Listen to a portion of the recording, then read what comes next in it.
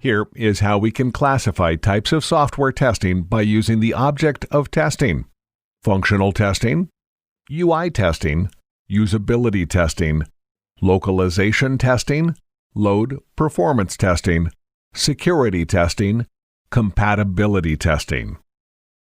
Functional testing. Functional testing is required to find logical bugs in the software features. The test case with a credit card is an example of functional testing. We'll cover black box testing techniques for functional testing in a separate lesson. UI testing. UI testing is required to find bugs in the user interface of the website. You should understand the difference between 1. UI testing, 2. Testing using the UI. In first case, we test the UI. Example: here is a typical test case for UI testing. 1. Go to www.sharelane.com. 2. Click the Sign Up link. 3. Check the number of characters that can be typed into the zip code text field. Expected result: 5.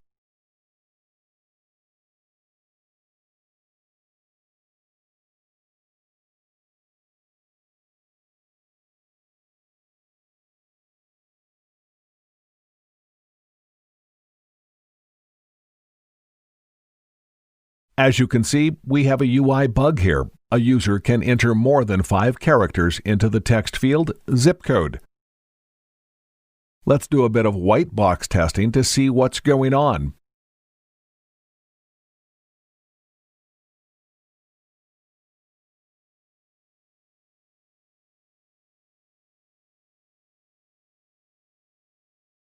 Aha! Here is the problem.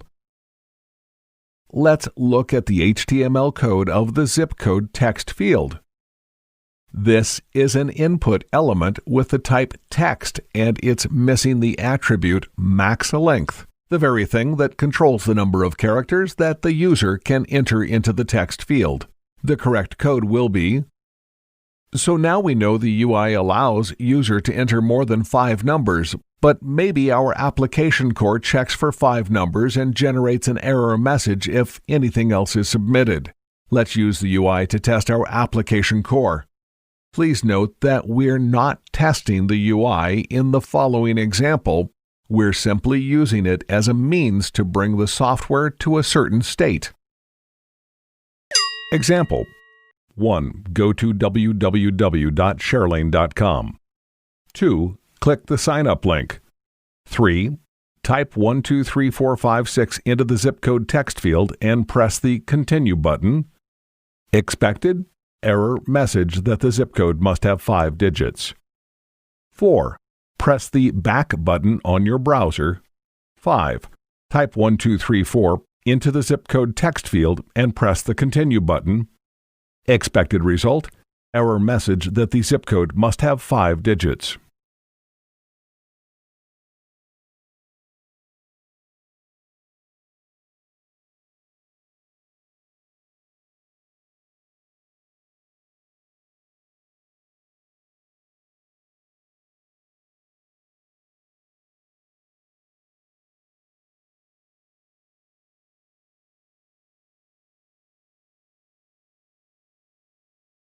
By the way, you just saw a typical problem with a test case that has 2 or more expected results.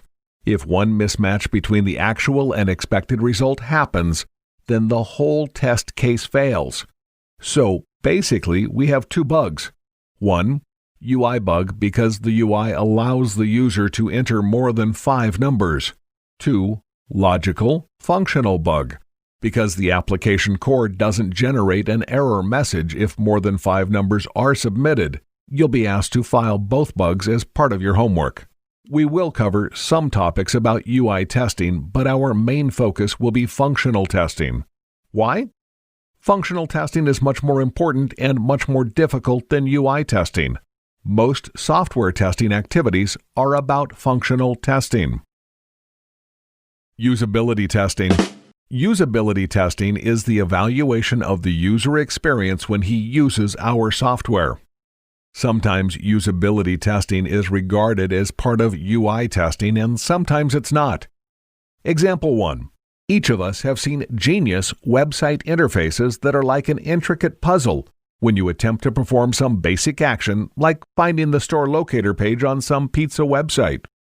Example 2. One of the reasons why folks prefer Facebook to MySpace is that Facebook has a neat, conservative look, while MySpace users often abuse their ability to change the look of their web pages by producing ugly monsters that hurt your eyes with flashing pictures and white text on a yellow background. Feel free to talk to the PM if you think that your website's usability sucks. Localization testing. Localization testing is required to find bugs in the adaptation of our software for users from different countries. For example, if our website was created for an English-speaking audience and we want to localize it for a Japanese-speaking audience, we have to check if kanji symbols can be used to create a username. Load performance testing. Load performance testing is a set of testing techniques required to check the response time of our website or its components in case of a problem with response time to find out what the problem is. The response time of a website is how fast a user sees the next page after he performs some kind of interaction. For example, submit a registration form or click a link. The most common technique is to incrementally increase the number of users until some specific benchmark. For example, 4 seconds of response time is broken. That way, we can approximately predict the maximum number of users that can use our site and still experience a reasonable response time. In many cases, this testing is done to discover a bottleneck. A bottleneck is a part of the software or hardware that slows down the response time. In some cases, the bottleneck is just an SQL statement that consumes too much of the server's memory. So the resolution of this performance problem can be as easy as modifying that statement or dividing it into 2 or more separate statements. The most common way to deal with problems concerning response time is to add extra machines to the production pool. Security testing. Cybercrime is a huge problem. Because of it, individuals and corporations lose billions of dollars every year. In his interview in the book Founders at Work, PayPal co-founder and CTO Max Levchin said 2000 was basically the year of fraud, where we were just losing more and more money every month.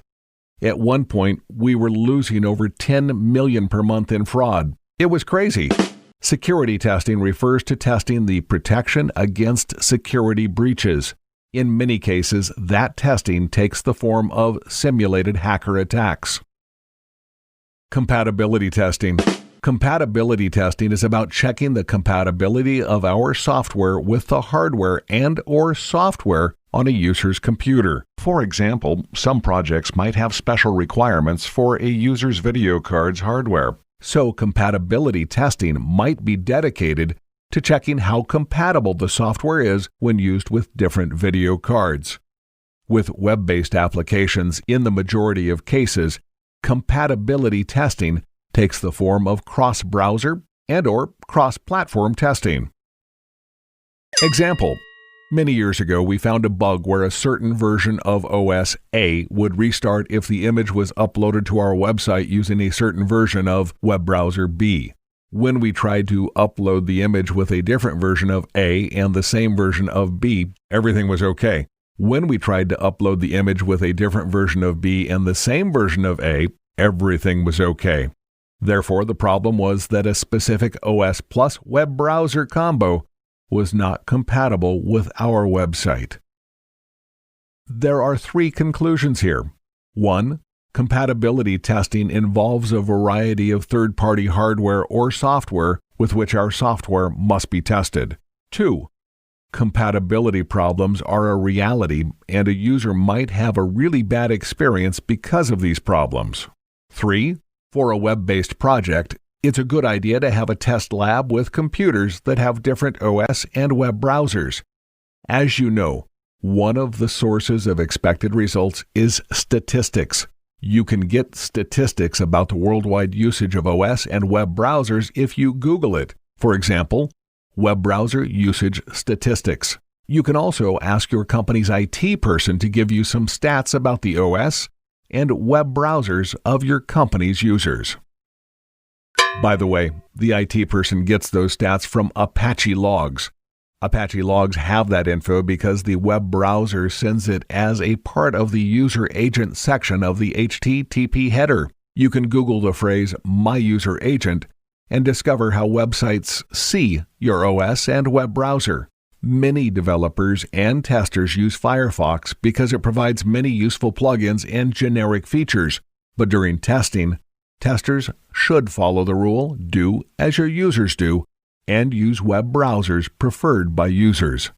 In our experience, compatibility problems mostly occur when a website UI uses some complex scripting technology, for example Ajax, that might be treated differently by different web browsers. Lesson recap. 1. Functional testing is needed to find logical bugs in website functionalities. 2. UI testing is needed to find bugs in the presentation of the UI. 3. Usability testing is the evaluation of a user's experience when he uses our software. 4. Localization testing is required to find bugs in the adaptation of our software for users from different countries. 5. Security testing refers to testing the protection against security breaches.